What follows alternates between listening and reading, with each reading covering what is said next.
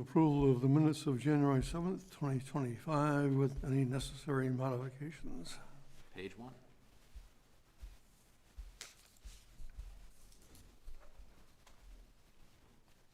Page 2.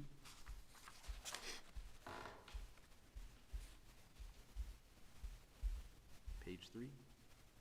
I had an item that were on the first paragraph when it says, Mr. Kenny addressed the concerns that taxes should be going down with additional development. I think what I said was I expressed concerns that some people believe that property taxes should be going down with additional development. So, That's what I remember too. On number 10, my last name is spelled wrong. on number 10. Oh, yes, yeah. it is. Oh, yes. I didn't catch that, Terry. I didn't until just now. Any other corrections? No. Subject to those modifications, all those in favor say aye. Aye. There are no nays. Next. And I was just going to say there that a Darby's doing a great job. Yes. I like Is there the a way she second on summarizes. that motion? Yes. Oh, was there a Second. Jean second? Make sure we. With her eyes. I saw it. Yeah, good call. It was like with those, bidding things. So, next on the agenda, public comment. This would be a moment for anybody in the audience or online to make a comment. It does not have to pertain to what is on the agenda. If you want to wait until there's an agenda item and speak at that time, you can, but you don't have to. It could be about anything. Is there anybody in the audience who wishes to make a public comment? Eric, is there anybody online? Nope, no one online. Liquor license application. And he'll be joining us online. So Jen, I'll get you connected right now. This is a first and third class liquor license for the Farmhouse Tap and Grill Williston. It will be opening in the Infinity Crossing in the former space occupied by the railroad in Maine. Business principal Jed Davis is going to join us over Zoom if there's any questions from the board. Staff has no concerns with this application. Okay. Jed, are you there? Yes, I am here. Okay, hello and welcome. Thank you. Hi. So are there questions from the board?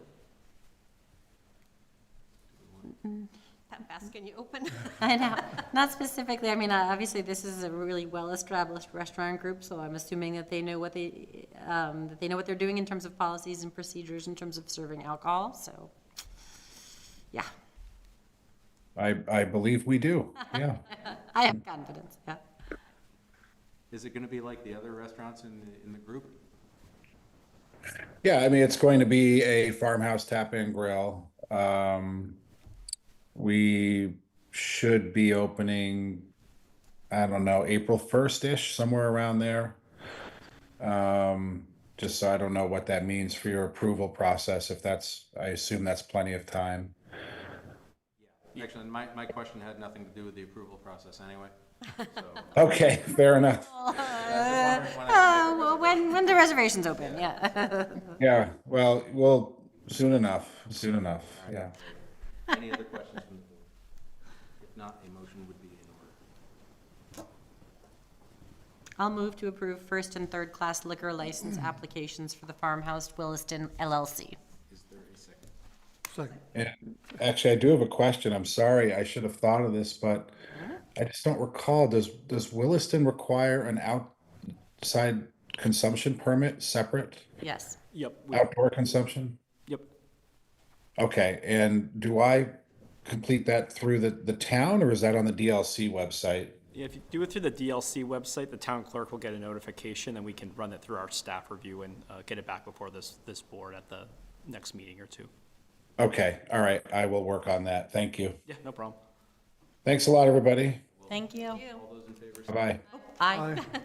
Oh, sorry, okay, There are no nays, so it is approved. So all right. Thank you, Jed. Thank you, everybody. Great for Williston that we're starting to attract such high caliber Yeah. restaurants and stuff.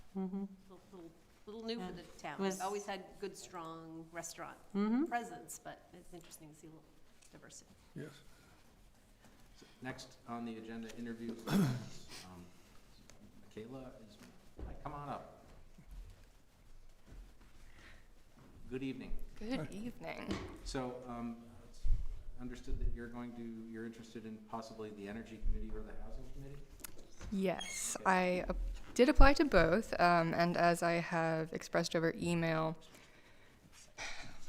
I'm not emotionally attached to being in both positions, and in fact, I've been privately counseled by some Town of Williston staff that I should perhaps start with one, and then if I'm comfortable with that, then I should adopt a second responsibility. So can you tell us a little bit about yourself and which one you'd be more interested in?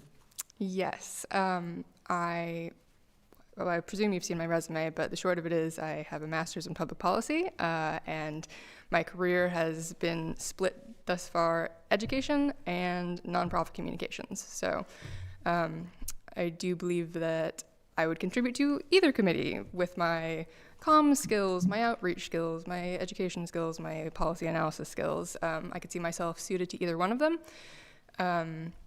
Quite frankly, my inclinations, my interests, and my formal training makes me a better match for the Energy Committee. But contrary to that, I am of the impression that I could make more of a difference perhaps on the Housing Committee because it's more of a nascent, up-and-coming committee that could probably use my talents more. That's valid. We have a great crew on that committee, but I think, yeah, it is, they're both actually, in the scheme of town committees, very new, but yeah. So which one would be your preference, or are you still interested in both? I'll stake my claim in housing for now. Questions from the board? Only because I was here when we started the Housing Committee, and we had sort of this is the kind of representation we want. I don't have any idea where a well-established, very highly qualified young woman would fit best, but that would be, my only concern is we had like one of these and one of these as sort of a preference. Yeah, I think if you take I've been just looking at Michaela's application, she kind of addresses some of the pieces, that might make her a good fit for some of those criteria that we had outlined, in fact. And I think that she may be filling a hole that we do not currently have represented. Okay. Yeah. I will freely admit right now, I am a renter.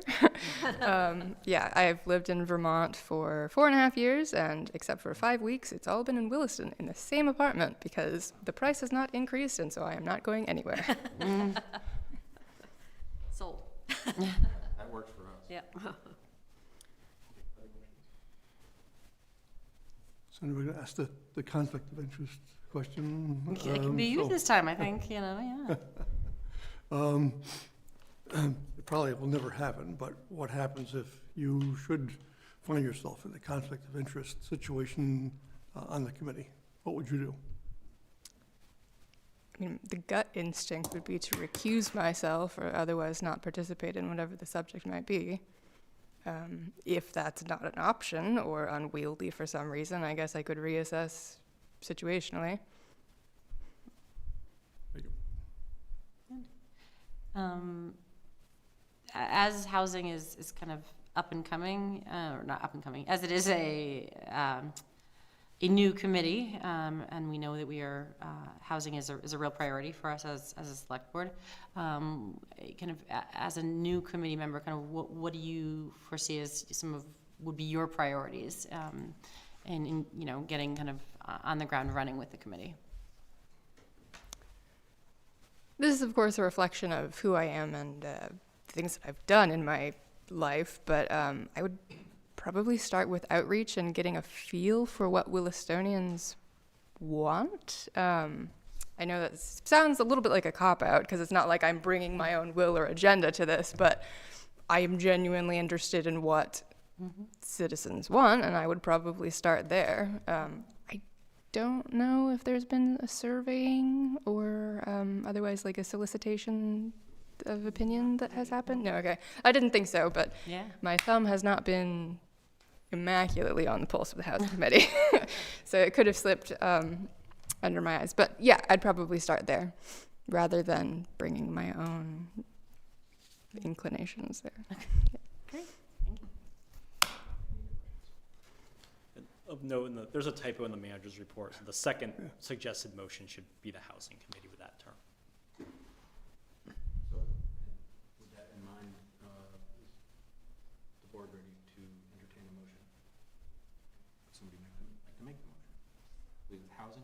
Can you pronounce your last name for us? Case Weeder. Thank you. Okay. And it's Michaela, right? It is, Okay. yeah, I know. Okay. It looks like a mouthful, but it's No, I pretty just simple. want to, names are important and I want to pronounce it. Thank you for that. I move to appoint Michaela K. Sweeter to the Housing Committee for an unexpired 3-year term through June 30th, 2026. Is there a second? Second. Any discussion on the motion? All those in favor say aye. Aye. There are no nays. Motion carries. Congratulations and thank you very much. Absolutely, so thank much you. for volunteering. I did notice that you were para for the school district Yes. during COVID, and that is Yes. very brave, and we thank you for doing that. Yes. That was very much needed. Next on the agenda, Marshall Ave, South Brownell Road, local concerns meeting. So we'll have some Come on. folks from Stantec. They'll doing a presentation this evening. So this is town's currently working with the CCRPC, and Christine's here from CCRPC staff as well. This was a UPWP project, I believe, and it's scoping to look at different concepts to improve intersection safety and operations to meet the needs of all transportation users traveling through the intersection. You'll hear an overview this evening. The intent of this local concerns meeting is to gather feedback from the select board and the public on issues, concerns, and ideas to assist in developing different project alternatives. There's no formal action required tonight, but your feedback is requested, if any, at this stage. Then the next step will be the development of ideas and solutions for the project, evaluation and feedback. Then the select board will receive possible alternatives to consider a preferred alternative in the future. So I'll turn it over to folks from Stantec, and I'll get your presentation going here in just a second. Great. Thank you. I'm Sean Neely, Project Manager from Stantec. This is Lindsay Navikis, Project Engineer. We also have our colleague Madison Carver online to document any input that we may receive. And so, yes, as was mentioned, this is a scoping study for the intersection of Marshall Avenue and South Brownell Road. With that, I'll pass it off. Thank you, Sean. So we'll start by just going over a brief agenda of what we'll be talking about today. So first, we're going to review the project area and discuss existing conditions, so what's out there right now, and then review the project development process, what comes next after this, and then the main reason for this presentation is to gather feedback from you on issues, concerns, or ideas that you have about the future of the intersection. And then finally, we will discuss what comes next. Can advance, please.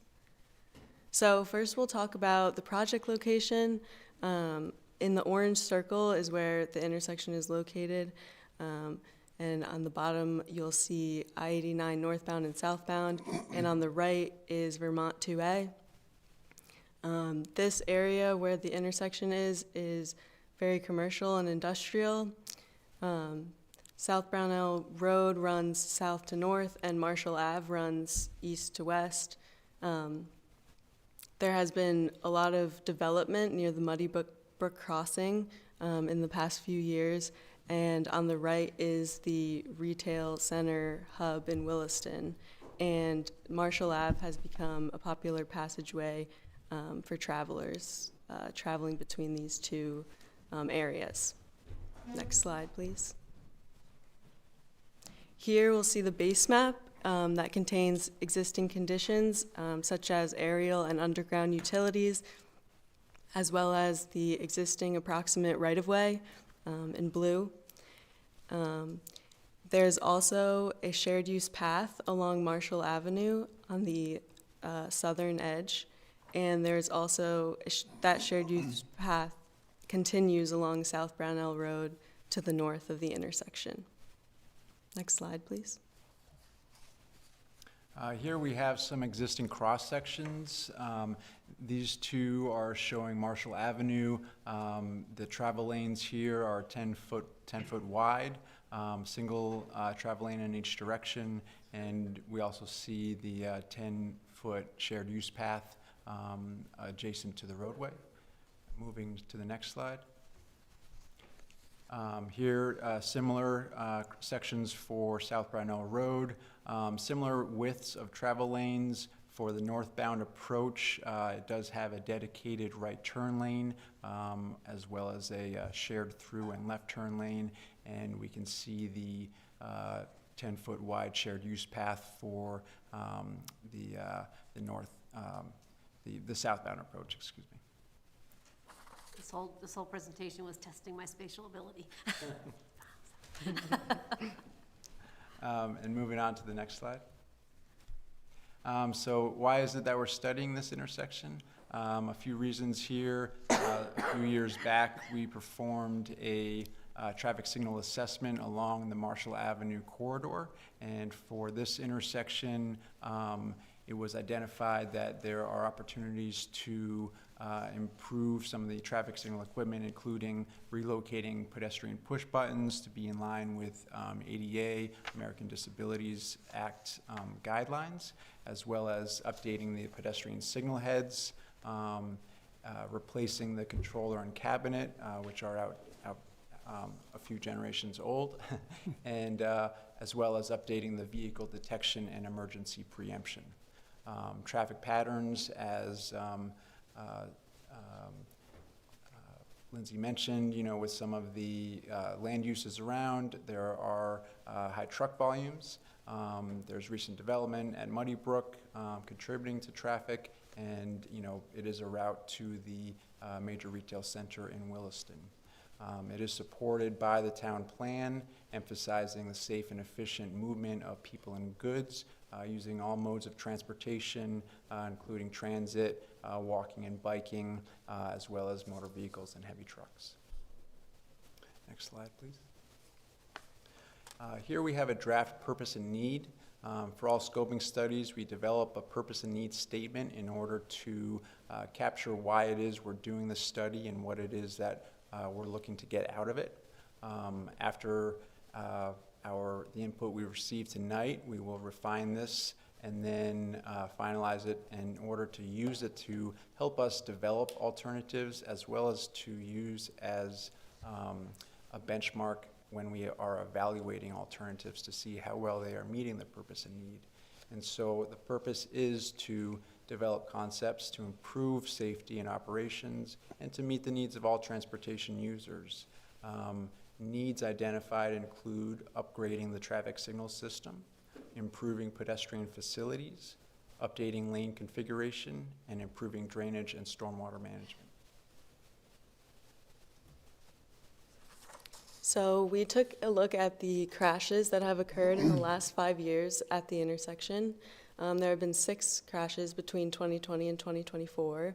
The orange dots are the approximate location of the crashes. 2 of those crashes were rear-end crashes, 2 were head-on, and 2 were broadside crashes, meaning a vehicle was making a turning movement while another vehicle was making a through movement. And there have been no fatalities with these recent crashes, and 1 injury, mostly property damage crashes, and no pedestrians or bicyclists were involved in these crashes. Just, do you mind if I ask you a question now? Oh, yeah. Okay.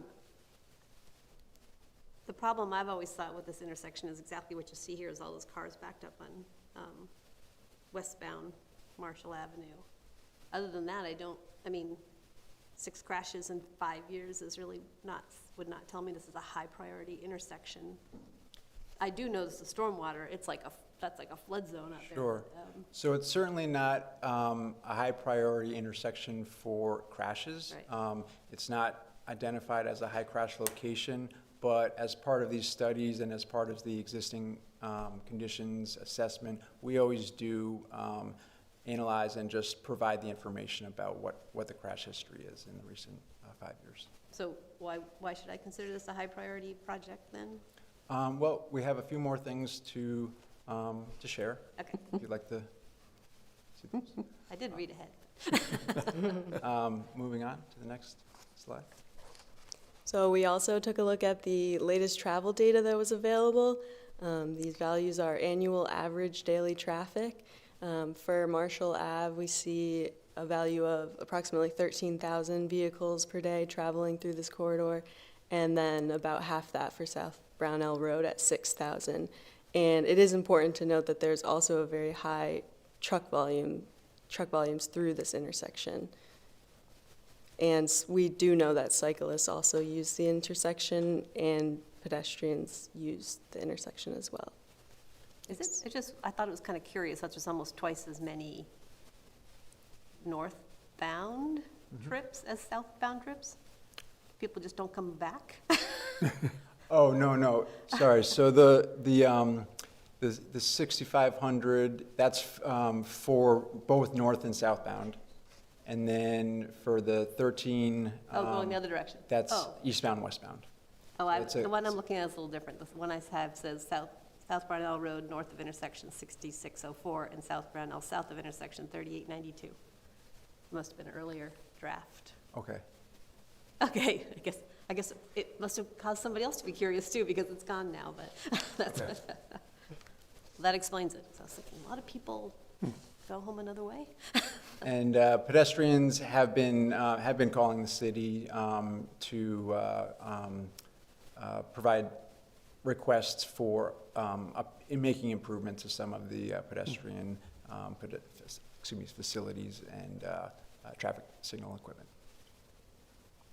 Moving on to the next slide. So we also did an initial traffic analysis. On the right, you'll see the results. We wanted to see the scenarios for existing conditions in the AM and PM peak hours, as well as in 5 years and in 20 years. So we took a look at the LOS, which is the level of service, and that is kind of an aggregate measure of performance of the intersection. We also took a look at delay, so that's how many seconds per vehicle. And then we took a look at the maximum volume to capacity ratio and the queue length. So for the AM peak hour, there's an LOS value of B for each of the scenarios, and these are all no-build scenarios, so if we were to make no improvements to the intersection. And then for PM, a value of C, so the PM peak hour is has more traffic than the AM peak hour. And the queues for the PM peak hour, as you mentioned before, are approaching 250 feet, which is approximately 20 cars, so that is very significant in the PM. And so that's, as you were, reflecting on the queue lengths, those do, support an analysis of lane configuration and improvements to lane configuration. Next slide, please. So in terms of some site observations while we were out there, here we have some photos looking at some of the erosion and drainage issues. The first two pictures show a culvert that crosses the eastbound approach that has had to have improvements several times. The turning truck movements have a large impact on the pavement around these corners, and so that damages adjacent to those corners and have had a large impact on the stormwater system here. The middle photo, you can see there's an existing electrical equipment traffic box that has sunk down into the culvert as a result of some of these erosion issues. And so, looking more closely at some of these drainage will provide some opportunities for improvement, not only for, dealing with, drainage and erosion, but also improving the pavement out there. And then on the right-hand side, we just see a larger accumulation of stormwater on in the ditch on the northwesterly corner. There was some work done on the erosion this past fall, wasn't there, at that location? Yep, Yep, and so, yeah, and so, you know, some of that work, you know, was intended to be more of a shorter-term fix, and, you know, but what we're seeing are, you know, supports the need for, you know, more longer-term improvements. Next slide, please.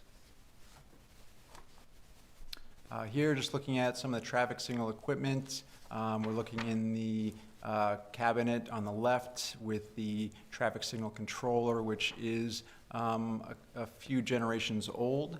The top picture shows some of the signal heads that have backplates that are pretty worn and beat up, and the other two bottom pictures show some of the pedestrian traffic signal equipment, noting that the distance from the pedestrian push buttons to the crossing in the middle photo is rather large. And on the bottom right-hand corner, you know, that picture was taken from the shared use path. And so the distance from the shared use path to that pedestrian push button is too far in terms of ADA guidelines. Next slide, please. And here, just some pictures of the heavy truck traffic, you know, as we've mentioned. And so, of course, you know, the trucks not only contribute to traffic operations, but also the wear and tear of the intersection itself, the pavement, and then contributing to some of those erosion issues that we were discussing. Next slide. So here, just looking at the overall, you know, project development process, the scoping study is considered the project definition phase. After the scoping study is completed, that will be used to procure funding that will then pay for engineering design and construction for any improvements that are recommended out of the study. Next slide. And this slide is a little dynamic, so it might take a couple of clicks on there. So now we'd like to open it up to anyone in the room to share any concerns, thoughts, or your vision about the intersection. Or anybody online as well. Yes. Questions, comments from the board? Do you have any experiences, levels for pedestrian traffic in that intersection? Is it widely used? Times I've been through there, I've never seen a person at the corners. Sure. So that's a good question. So, you know, we did a traffic turning movement count using video counts, and we did not capture many pedestrians, but our understanding is that the city has been receiving a number of calls from pedestrians, you know, indicating that, you know, the facilities, including the pedestrian signal equipment, you know, are in need of improvement. And so based on the volume of those calls, we understand that there are significant enough number of pedestrians to warrant making these improvements. These vocal enough ones. Yeah. Bicycle travel, so I think Bruce shared with us that we were not going to, you wouldn't be able to put a bike path on Marshall Avenue to the west of that intersection. We talked about that before. No, that's the area that's going to go through the wetlands, where we pretty much have pulled that out past Boyer Circle. I'm sorry, if you could speak into the microphone. You should have said it, Mike. So the answer's no path to the west of that intersection because of the wetland issues. This is our intersection we get the most calls about. Either pedestrians or because of the truck traffic. And it's the only intersection of the four we own that doesn't have turn lanes. So.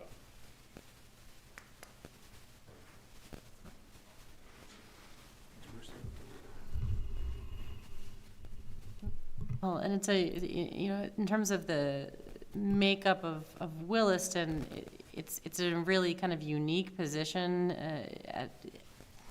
at the intersection of an industrial and residential and commercial area. And so, I trust Public Works if they're saying this is a high priority, and, your study is saying, like, there's justification for it being a high priority intersection that, probably needs to be something we look at. Yeah, I just want to make sure we solve the right problem. Right, That's all. absolutely, yeah. And right now, it seems like clearly the pedestrian is not adequate at all, let alone, I had sort of the same Yeah. question, Terry, it's like, who's walking out there? But, it clearly doesn't look Yeah. like it's adequate at all. Well- The sidewalks might be, though, like, maybe we don't need to add more sidewalks or more bike lanes to the north or the west of the intersection. That was sort of my question about what the problem is. Yeah. Not that I don't want to do Yeah. anything, but Right. let's solve the right problem. And we are getting a lot more, we could be having a lot more people living in the general, what we consider now a retail section, right? So, do you know if, I don't know how you would know this, but is there traffic, is it coming off the interstate and going to South Burlington? Is that, That's a good question. My understanding is that it's, coming from Williston Road to the retail center of Williston. I know personally, if I'm trying to chain some of my errands together and I maybe take the interstate to get to Williston, I might make my way down this way to get back to Williston Road. I'm not sure if, what those volumes are looking like, in terms of that route compared to the other one. yeah, I was just more interested in the lack of a interstate exit at 116. That's sort of more the concept. And I don't think that's anywhere in anybody's plans, so that's not going to solve the problem. And the one corner of that intersection is still a daycare, I think, right? Yep. And so I imagine that they're pretty heavily impacted by all of this, including the pedestrian. I would guess that maybe some of those complaints are coming from them, because I know that they walk their children around that area a lot. That's right. And with the, with the queue lengths, including, heavy trucks, daycare tends to be, have its hours of heavy drop-off and pickup. And so making some improvements to lane configuration could benefit that particular property there.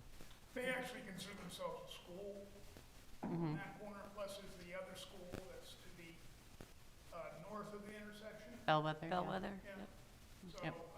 there's quite a bit of that going on. And even though they didn't capture any pedestrians out there, if we have problems out there with those pedestrian buttons and or lights, we hear about them pretty quick. So there are people out there walking. Yeah. We get a lot of damage, which was shown in a couple of their slides with the big trucks going around the corners. What that doesn't show is that it's destroying water valves. On more than one occasion, we've had to repair, because there's no curb. If we put a curb there, they're just gonna jump the curb anyway. So the intersection needs to be made wider if we're gonna keep having the kind of truck volumes that we have, and that's gonna keep happening. And you said land use changes on the slide. Did you have something in mind? Well, no, these are just suggestions of, just to kind of like put out, hey, what are your concerns? Are you aware of any land use changes that, that you want to share with us? So, yeah, we're not trying to, fish for anything in particular, just offering some suggestions of common categories, that we often hear, and based, just based on the study, so. And how does our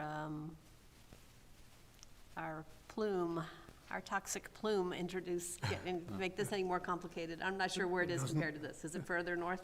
Yeah. Yeah. Okay. So what's your next step? Well, moving on to the next slide. Thank you for all the feedback. Were there any, anything in the chat or anybody online that, No, Offered just town staff and your colleague are Great. folks online right now. okay, sounds good. So, next slide, please. So thank you all for the participation. We appreciate that. So what's next? Next, we're going to finalize the purpose and needs statement, incorporate everything that we heard today with everything that we've discovered from our study. And that's when we develop ideas and solutions, and then we start to evaluate those solutions. And then we'll present to the public again and hear feedback again, and then eventually choose a preferred solution. Next slide, please. And so with that, we'd just like to thank you all. And if you have any additional input, feel free to reach out to any of us on the project team. We'd be happy to take it. I have an uneducated question. Gene referenced that, you know, the housing situation in town is ultimately going to be different than it is now because we've adopted form-based code, and the area behind, you know, like Hannaford's and Texas Roadhouse and those areas are not going to be open fields eventually, and that they're going to be mixed use, you know, restaurant on the bottom, office on the second floor, and apartments and condos above that. Is that something that you take into account when you're doing a project like this, or is that too far in the future and too iffy? Any of those, you know, any of that information about potential developments, you know, future developments, planned developments, is all, you know, information that we would like to receive and that, you know, we will consider, you know, in any recommendations that we make. You know, the further away from the intersection, maybe, you know, the less of an impact that it will have, depending on, you know, likely routes and whatnot. But all of that information, you know, is helpful and pertinent, and we would be happy to receive it. So that's been pretty fluid, as you know, Ted. When they even started on this, that discussion about that change happening in that area to the density that we're talking about now was being thought of, but wasn't really, you know, put out in the public, for lack of a better term. Yeah. But they'll certainly get that information out of that. We're doing some analysis too as part of our TIF study that's really starting to pick up steam this month, and we're starting to work on that more with the consultants. So it overlaps nicely with some of those data points as well. Any other questions or comments? No. Okay, great. Thank you. Thank Thank you you very Thank much. you. Very Thank much, you. appreciate it. This is great. Roads. It's not stormwater or It's trash, not stormwater fund, sorry guys. but pretty close. Yeah.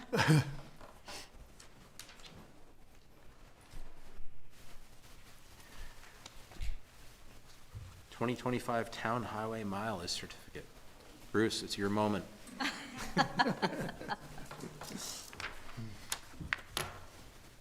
Thank you. It's a big year, adding. Yeah, just remeasuring. So, yeah, this is the annual certificate of town highway mileage. This year, it's actually, the state started this all off with making some corrections under number 3 there, reclassified, remeasured.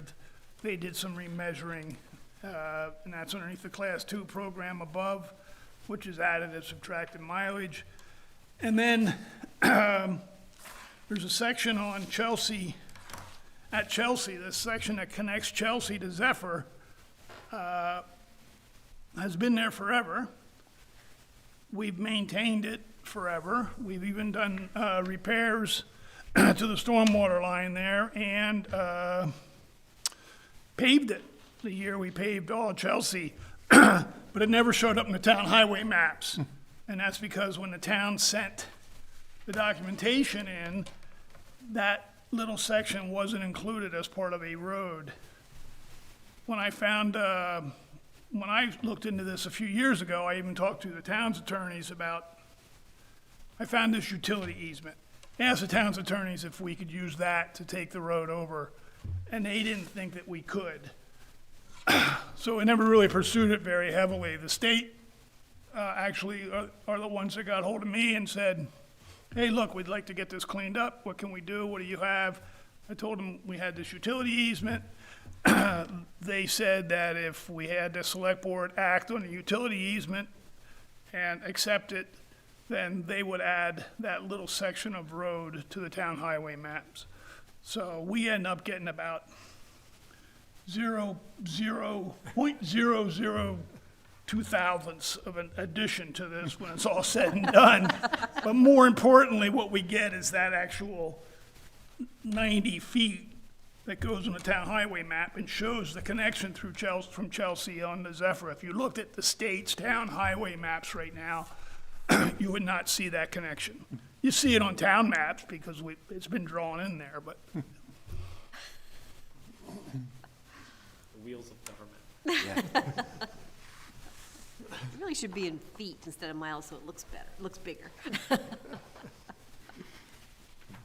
There's two suggested motions from the board. The first is to accept that utility easement, and the second is approval of the certificate for 2025. In the utility easement, we're not taking on any additional burden that we haven't already been doing, right? that's right, Ted.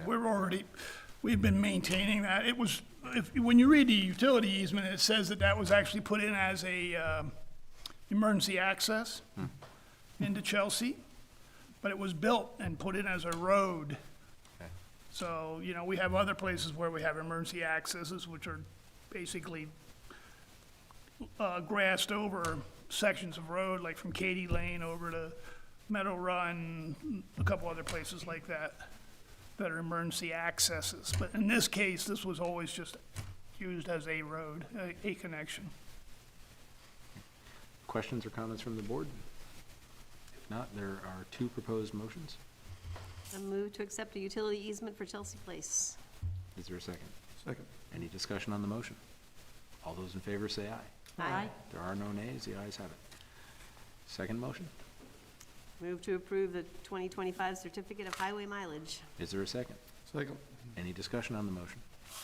All those in favor say aye. Aye. No nays, the motion carries. Okay, Thank you. thank you. Thank you, Bruce. You know, when it's this cold out, meetings should be canceled. Yes. Thanks, Bruce.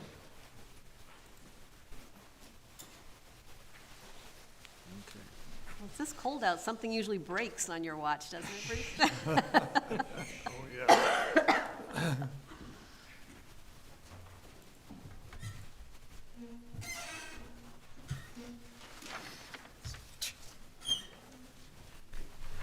Next, fiscal year 2026 municipal services budget. All right, so we are there.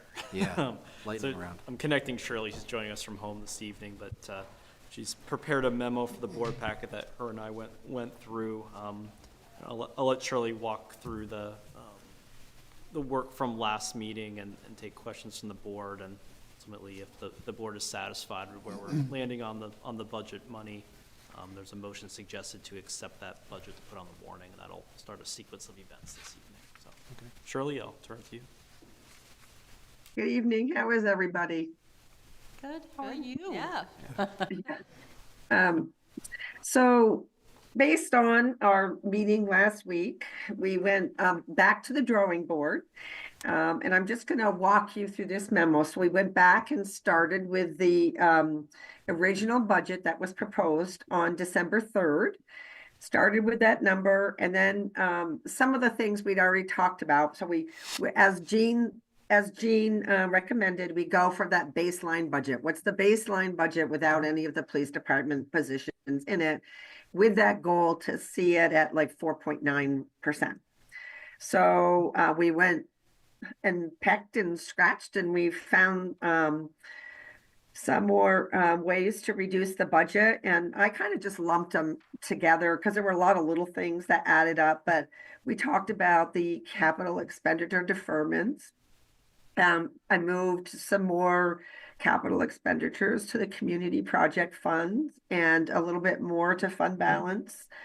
There were some various changes in the wage and benefit calculations, and included in that is the workman's comp change that we talked about last week. Put that 10,000 back in for the 4th of July. Added some additional funding for the Community Justice Fund Center Committee, because we're not sure what we're going to get for funding there. The property and casualty insurance decrease we talked about last week. And then the 19,000 was a bunch of small stuff. We went back to departments and said, hey, can we take a little here? Can we take a little there? So that came up with $15,773,035. So I'm referring to this as our baseline budget. So that was a 4.86% increase from the prior year. The original 12/3/24 budget was a 5.92%. So we got it down just a little over 1%. Our original tax rate was 0.3952. With this baseline budget, it brought it back to 0.3882 with a little bit of a tax reduction. And in all of these, when we went through this baseline budget, everything we did, any expenditures we cut, we basically just reduced property taxes. So then our next step was to go ahead and add the full-time police officer and a part-time social worker back to the budget. So we started with that new baseline. We added 167,000 and change, and this became our new FY26 expenditures for $15,940,295. So our percent of expenditure increase was 5.97% as compared to our very original budget of 5.92%. Again, our original tax rate proposal was 0.3952, and this revised budget is 0.3901. And so the way we did that, in the next section was our original property taxes were $8,550,000. We brought that down to $8,440,000. We brought up the use of fund balance from $500,000 to $625,000. And we increased the community projects funding from $50,000 to $75,000. And then, I'm sorry, that was for tax reduction. And then community projects fund for capital, we went from $305,000 to $330,000. So the next step was, okay, what happened to our unassigned fund balance? So the first couple of numbers you've seen before. So we're just starting at FY24 estimated unassigned, some variances. The FY26 proposal for tax reduction, using fund balance for tax reduction and fund balance. I'm sorry, for capital funding. So 2.7 million. We do our policy comparison, the 10% and the 20%. So if we take our FY26 projected expenditures divided by our unassigned fund balance, we're at you might as well say 17%. So still a little higher than I think any of us predicted or thought we would be a little lower after this exercise. And then I did the Government Finance Officers Association. I left that in there as well. And we're just right about their goal is 2 months of operating expenses, and we're right there at 2 months of operating expenses. The next couple of pages, I wasn't going to review those unless you had questions. I just thought they would be helpful so you had numbers to refer back to versus just my tables. Now you can see our FY25 compared to our FY26 proposed budgets. So did anyone have questions on any of that? No, but it's nice to have it all in one place. Mm-hmm. Yeah. Yeah, thank you. Yeah, I thought it would be helpful to see it and sort of, because you haven't seen it since early on, to just see it in a summary level without all the department detail. So the last piece of this was I went back and said, okay, where are we with the Community Projects Fund? So that's part of this package, but it's the last page of the package. So a lot of this is a repeat of what you've seen before. So what I really added onto this was when I did this last time, I actually had forgotten to put in the 50,000 for tax reduction out of the Community Project Fund. So it's 75,000 now. And the capital fund expense funding went from the 305 to the 330,000. So we're left with 126. And then we have 14,000 of the funds that are completed, so that'll roll back in, and then we have about 72,000 of interest. So we're looking at about 213,000 left of the Community Projects Fund available to assign elsewhere. Then I'll just add on. Any If I can just add on the tax rate piece, so the estimated tax rate would be just over 39 cents. As Shirley mentioned, an increase of just under 3.5 cents from the current 0.3556 cents per $100 of assessment. The increase would be 0.0345 cents per $100. That's an increase of about 35 cents per $100,000 of assessed property value for the median home in Williston with a $300,000 assessed property value. Just over $100 for the year, or about $8.60 per month. Just to check my understanding on the $330,000 here, request FY26 capital expense funding, if I look on this your other sheet here, that includes some of the things that we haven't actually committed to hard and fast, right? Like the park improvements, community forest improvements. We talked about those when we were going through it, but we didn't actually say, yes, go on those. But they're in this assumption. They're included in that, and then right. should you approve this operating budget, your next agenda items to approve the capital budget, which would formally have all that a part of it. Okay, but I'm looking at the funds available to allocate the 213, that assumes that we've already made these other decisions. Yeah, that's Right, yeah, correct, Jean. based on the good. proposal. Yep. Yeah, so we had a little bit more than we were working with when we did this 6 months ago or whatever. Yeah, based on the. We knew it was coming, what didn't have to get used in the operating budget. Yeah, exactly. As the audit progressed further, we had a better sense here. Good, Yep. great.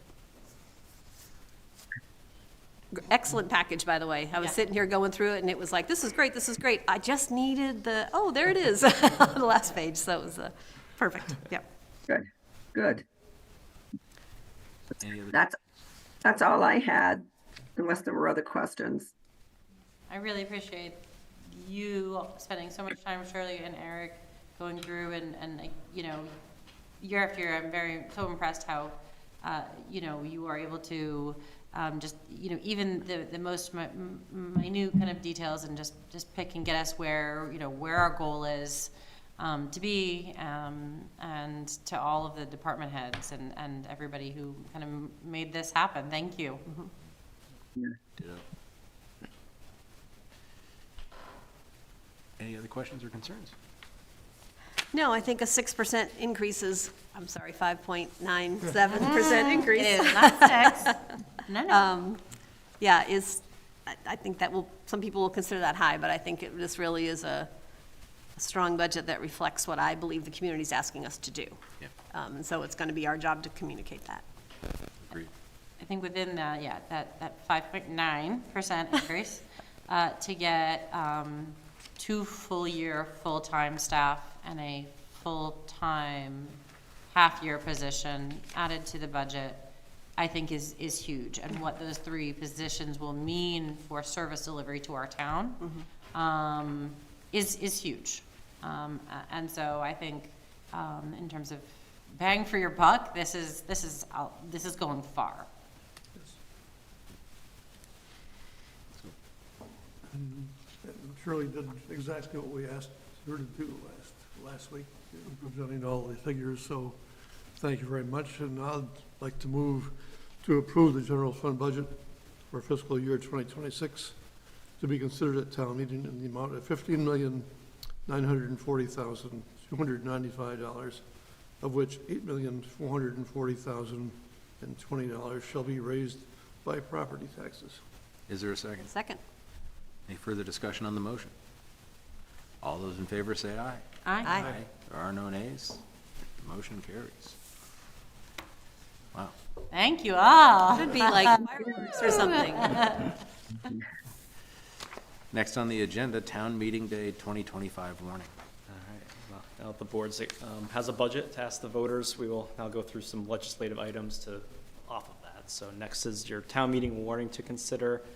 Article 5 has those numbers that you just adopted written in. Article 6 is the question about a half cent on the tax levy or on the grand list for the proceeds to be put into the town's environmental reserve fund. Consulted with the town attorney after the select board's feedback last week. You also received a memo from the Conservation Commission that requested a half cent to consider for this question. Town attorney was fine with putting an estimated amount of money that would be raised in there. So that's where the $110,000 is reflective of a half cent if that's the spot where the select board wants to land. And then there's also some language about what the ERF does that the chair of the commission had asked if it could be included. I ran that by the town attorney. The town attorney had no issue with that as well. So the article as written is approved by the town attorney. You can certainly change the cent amount if you wish this evening with that information. Other than that, there's been no material changes since the last time you saw this. No, I'm very excited about this. I think a half cent is a good compromise from the committee to say we recognize that this is an ask of people from their pocketbooks and we want to make it reasonable, and a half cent is where they landed, which I think is a good, it's probably hard for them to do since they wanted the 150, but I think that was a good decision. $15 a year. So there is a proposal. Chair Canning, my apologies, your line is off. So there is a proposed motion. Are we moving to the warning? Is that the one we're on? Yeah. Okay. I move to approve the warning for town meeting 2025 as presented. Is there a second? Second. Is there further discussion on the motion? All those in favor say aye. Aye. There are no nays. The ayes have it. Sign it. Next on the agenda, capital budget and program fiscal years 2026 to 2031. So now you have an updated summary sheet in your packet for the capital budget, which reflects those changes that were discussed. The bottom line for what's included in the operating budget, impact fees which haven't changed, and then those updated amounts for the fund balance and the community projects fund. Suggested motion to adopt this capital plan.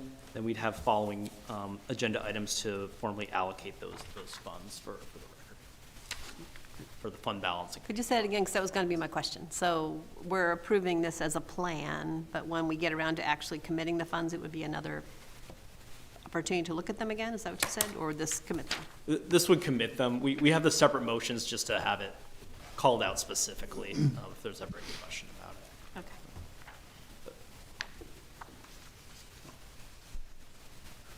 Questions?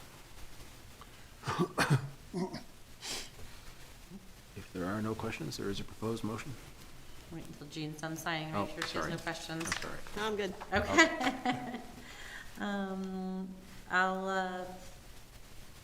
I'll move to adopt fiscal year 2026 to 2031 capital plan and program as presented. Is there a second? Second. Any discussion on the motion? All those in favor say aye. Aye. There are no nays. The motion carries. Next, unassigned fund balance assignment for capital projects. Yeah, so now within this capital plan, it's $100,000 from the fund balance is identified as part of the funding recipe here. So the suggestion is for the board to formally now assign those funds for this capital plan. Questions on the item? There is a proposed motion.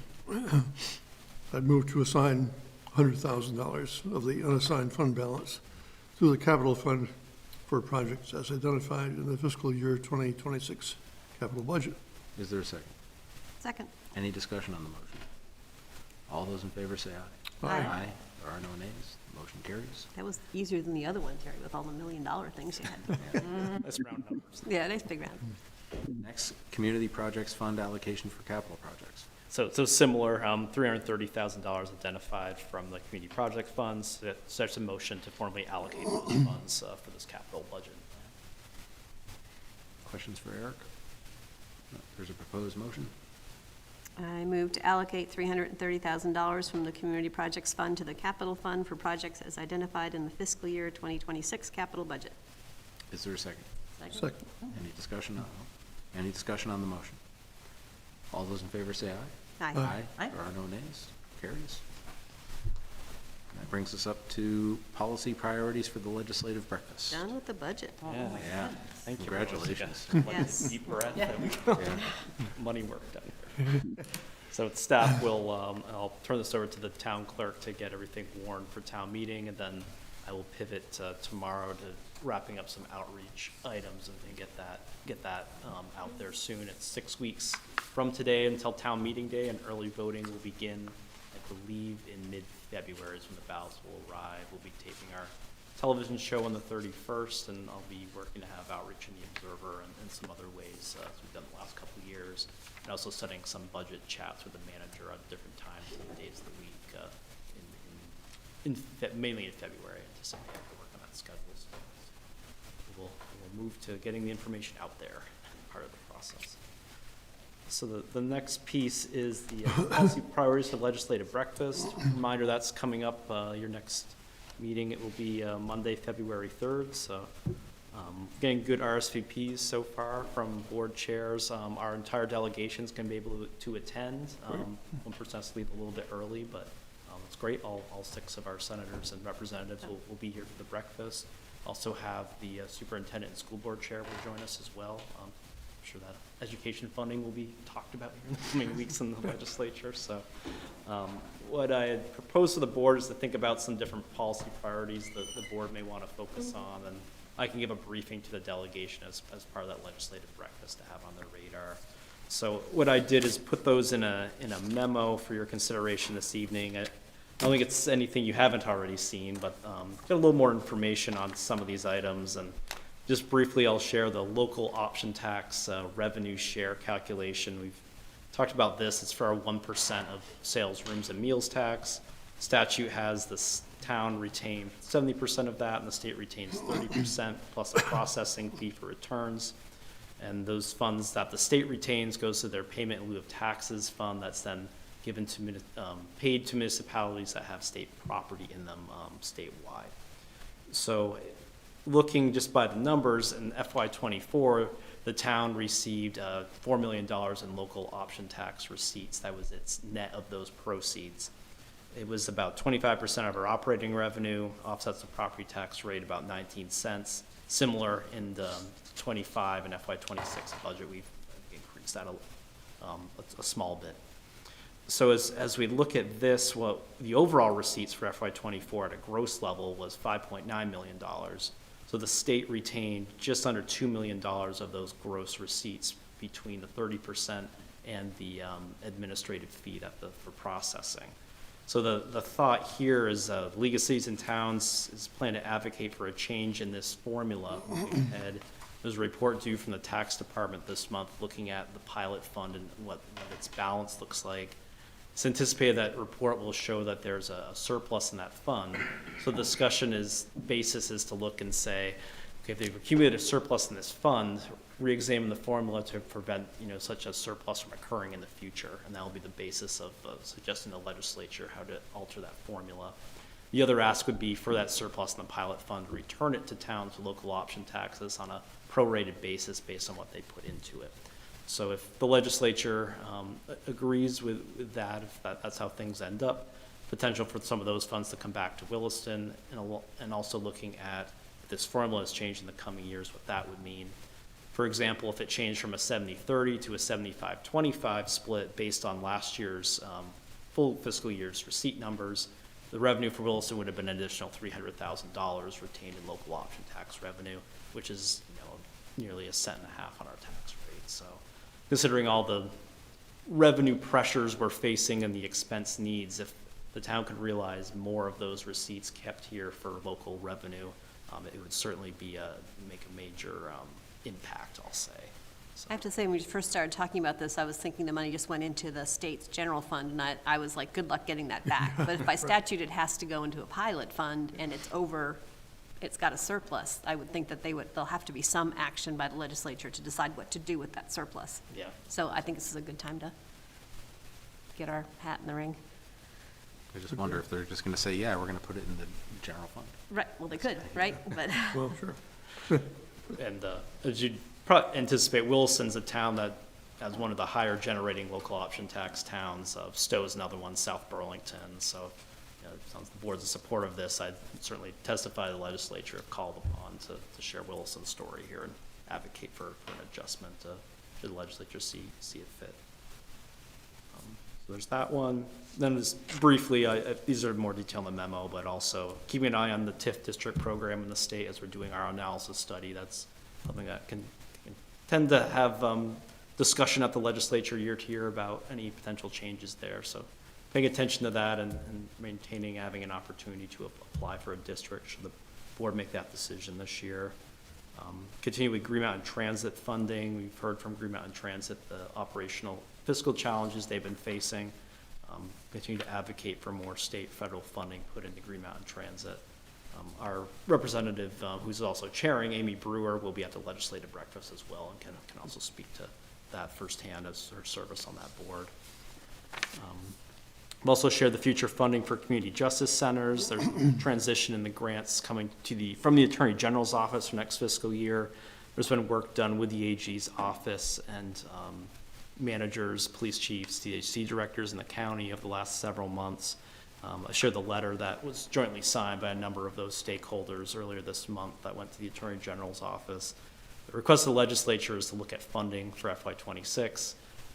Our suggestion is to advocate to maintain the level of grant funding we received for FY26 and then allow more time to look if there's some administrative structures that are combined with still having local embedded practitioners to really keep the local level and local panelists and volunteers model. So we have a little more time to do that.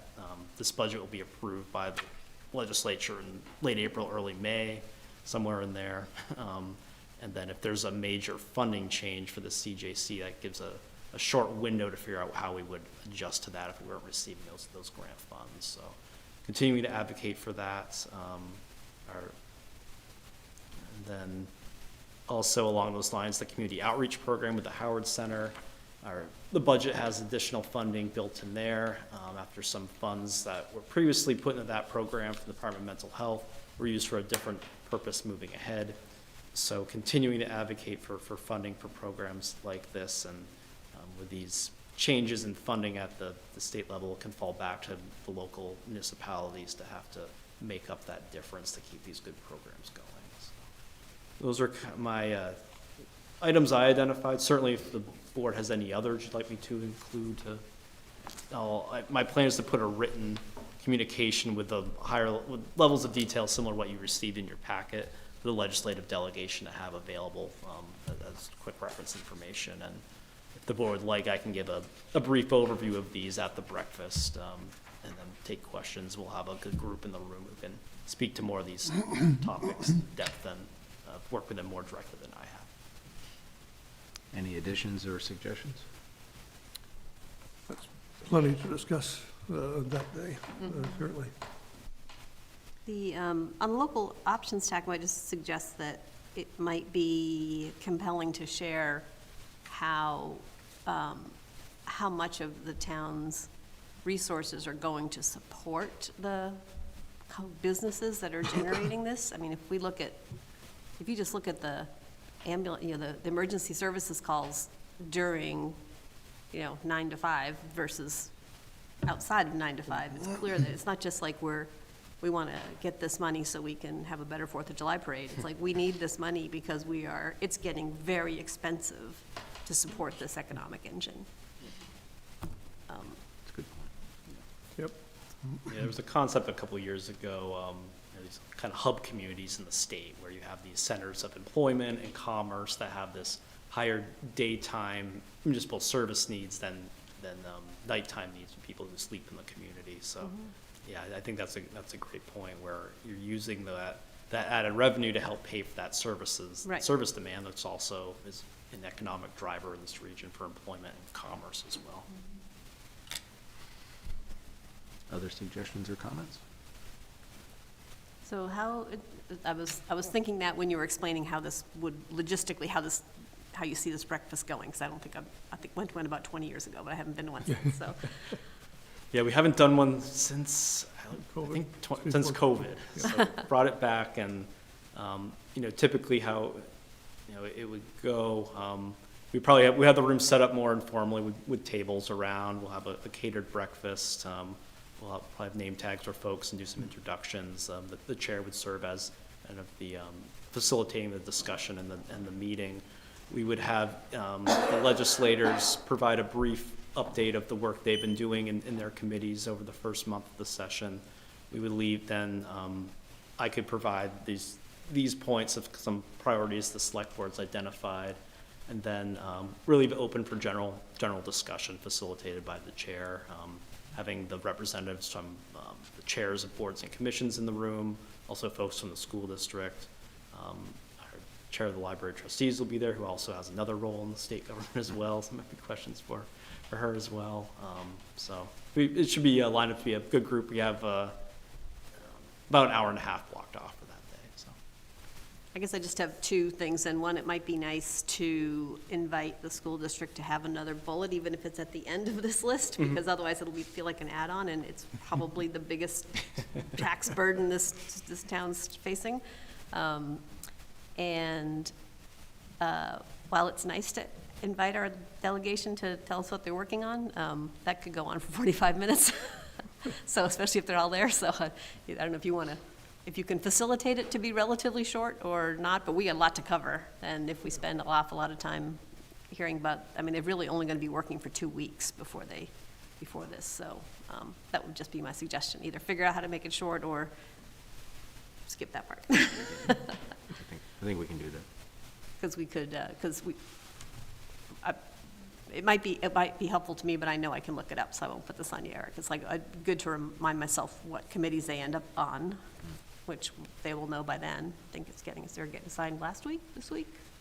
Terry, when did you get assigned? No, they already were assigned committees the first day.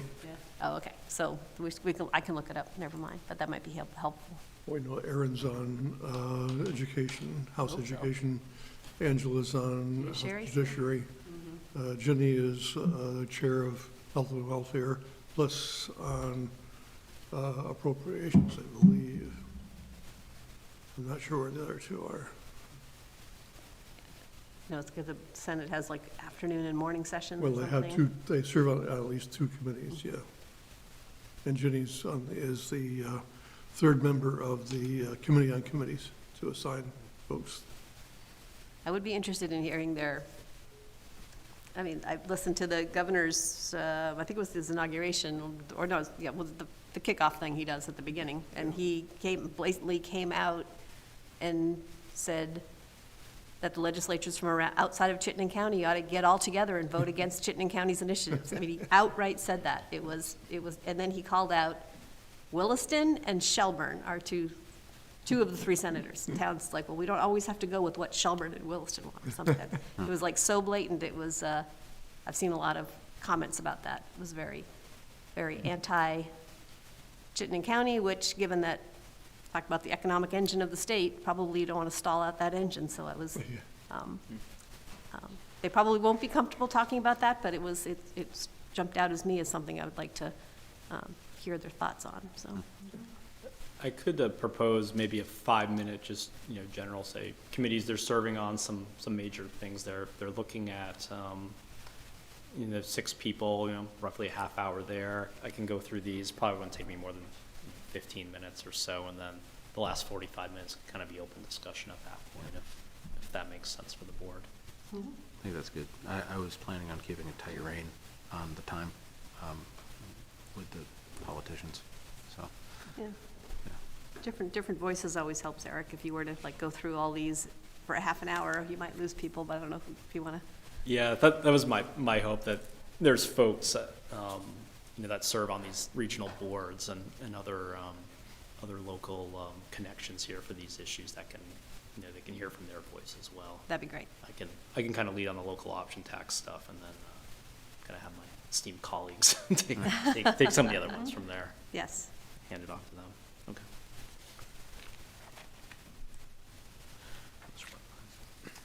So there is a proposed motion So on you, this. you can be formal and adopt these, or just have consensus. We've never really done this before, so I think the board's I'd prerogative. recommend Let's go consensus. consensus. Yeah, Yeah. if we need to Yeah, adopt. all right. Yeah, I think we have consensus. perfect. Okay. If there's nothing else on that, let's move on. Former state police barracks property. So this is to round out on, I recall in the capital bill last year, there's language, a section concerning Wilson's request for a first right of refusal to purchase the former state police barracks property. I testified in the House and the Senate with this request last year, and the, an intent report was what was agreed upon, and we need to transmit an intent report, it says, by January of 2025, so here we are, January 2025. We've looked at this over the last year. The first use we explored was the community center.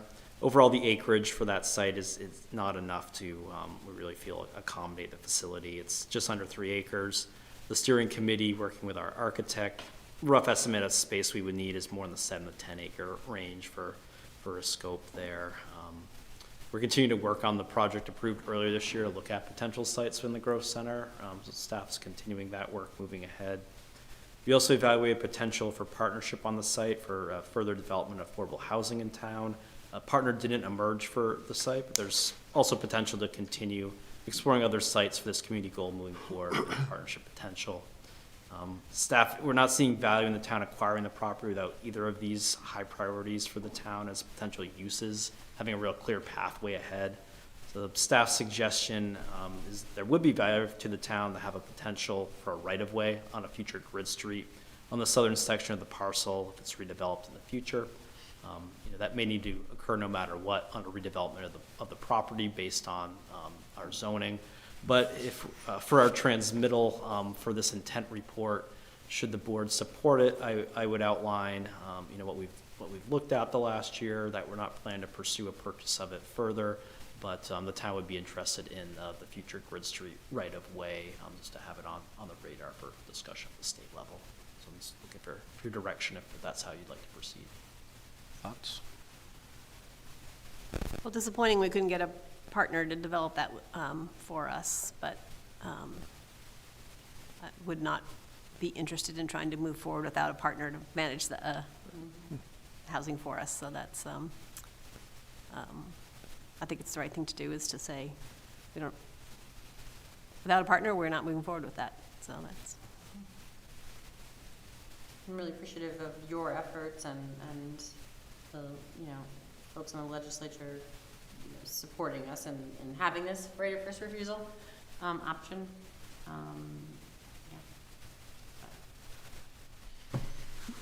It was good to have the at least a year to consider it. Mm-hmm. And legislature will be, I think, pleased with our recommendation. Let's hope it ends up being some kind of housing. Yeah. Sounds like we have consensus on that as well. Okay, perfect. Okay. Designated liaison and alternate to State Ethics Commission. So Act 171 last year was the statewide municipal code of ethics passed in June of '24. This requires several compliance measures to occur by municipalities. The first of those is designating an employee or a member of the governing body to serve as the ethics liaison to the State Ethics Commission within 30 days of January 1st, 2025. So that's what's on your agenda this evening to meet that deadline. And to assign a municipal officer or body, the designated complaint recipient, to receive complaints alleging violation of the municipal code of ethics. Suggestion is to consider appointing me as town manager to that role, assistant town manager Aaron Dickinson as an alternate for that role. This is still something that is emerging for what it will look like and what the compliance will look like locally. I chatted with the town attorney a bit about it Friday. One thing, we're a community that set up an ordinance years ago for a municipal conflict of interest that serves as our ethics policy for staff and people who serve in appointed and volunteer and elected roles here. One thing this may lead to is the select board needing to look at that ordinance and see, does that need to be repealed or have a number of revisions to comply with this new state system that's put in place. So this is still emerging from an administrative level. I know there's been a bill introduced that's discussing the structure a bit more. In reading the draft bill today, it looks like discussion is if there was a finding of a violation by this commission, it would go back to the person who is that designated complaint recipient. In this case, the town manager, should you approve that, to then decide what to do with it from there. So I'll say before you this evening to make sure we're in compliance for having our folks identified for these roles, but there's still a lot more to come and what that looks like administratively this year. Questions or comments? I move to designate Town Manager Eric Wells as Williston's liaison to the State Ethics Commission and the designated complaint recipient in accordance with Act 171, and further move to designate Assistant Town Manager Aaron Dickinson as the alternate for both roles. Is there a second? Second. Any discussion on the motion? All those in favor say aye. Aye. There are no nays, it carries. Managers report. Not a lot in this one, a lot of money the last couple of weeks, and we just met last week, but I shared the board and I just put it here. Good news from our communications union district with securing that BEAD funding. Got to dig in this a little bit more, but we're doing some community outreach about, just looking at my notes here, encouraging folks who are in a location within the communications union district that don't have access to a high-speed internet right now to be able to sign up, working with the partner Fidium Fiber that's going to be working with the communications union district to expand the network. And I'll reach out to our representative, Michael Vance, who also chairs the CUD, to come back in the next couple of months. So it sounds like there's some good updates from the board on this. I'm excited. This is, it feels like it has been a roller coaster here with the CCUD. There were points where we thought maybe, nothing was going to happen. And so to get to this point where they are at today feels momentous. And I'm really excited for those who are still living in 2025 without broadband access within our town and county to finally have broadband. So this is great. We'll need to figure out a way to get this really broadcast around the town, at least, so that people can sign up for it. Mm-hmm.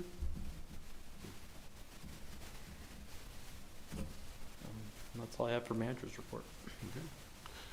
Other business? No other business. Circling around to final thoughts from any agenda item from this meeting? Any? Again, thank you for all the hard work in the budget. That was, Yeah. Okay. That being said, we are adjourned. All right.